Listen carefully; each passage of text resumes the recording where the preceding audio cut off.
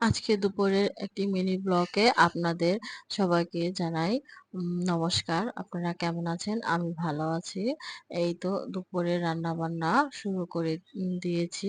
প্রথমে আমি ফ্রিজ থেকে আপনার মাছ রান্না করব না, আজকে মাংস রান্না করব। মুরগির মাংস বের করে নিলাম, দুধ আর আদা রসুন বাটা আর কাঁচামরিচ বাটা বের করে নিলাম। তারপরে চাল মেপে ধুয়ে আপনার চুলায় বসায় দিয়েছি। এখন আমি ফ্রিজ থেকে সবজি বের করেছি, ঢেঁড়স।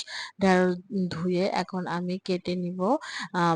কাটা আমার ঢেঁড়স কাটা শেষ। এখন আমি আলু কেটে নিব। দুইটা আলু কেটে নিব।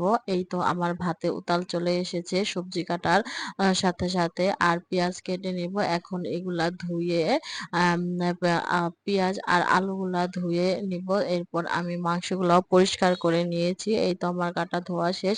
এখন আমি রান্না করিব। প্রথমে আমি আলু আর পেঁয়াজটা ভেজে নিব। ভাজার পরে পরে আপনার আমি মাংসটা আর কি সম্বাদ দিব। এই তো প্রথমে আমি তেল দিয়ে দিলাম আর দিয়ে দিলাম জিরে ফোড়ন আর দিয়ে দিয়েছি এই শুকনা মরিচ দুটো। এই তো মাংসটা এখন আমি ভালো করে কষিয়ে নিব একটু জল দিয়ে ঢেকে। এই তো আমার মেয়েটা আমার একটা ছোট্ট মেয়ে আছে, ও খেলা করছে। মাংসটা কষানো শেষ। এখন আমি পরিমাণ মতো জল দিয়ে নিব।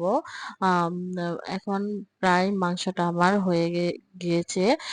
দিয়ে দিলাম আপনার জিরা বাটা আর গরম মশলা। এই তো আমার মাংসটা এখন শেষ রান্না। এখন আমি রান্না করব আপনার ঢেঁড়স ভাজি। শুকনা মরিচ দিয়ে তেলের মধ্যে লবণ হলুদ দিয়ে নেড়ে চেড়ে নিব।